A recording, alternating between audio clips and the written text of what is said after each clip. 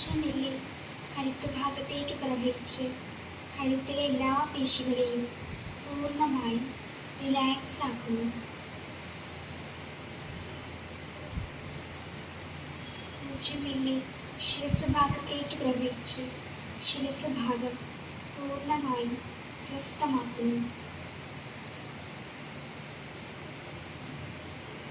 ഊർജ്ജം മുഖഭാഗത്തേക്ക് പ്രവഹിച്ച് മുഖത്തെ എല്ലാ പേശികളെയും അവയവങ്ങളെയും പൂർണ്ണമായും സ്വസ്ഥമാക്കുന്നതറിയുന്നു.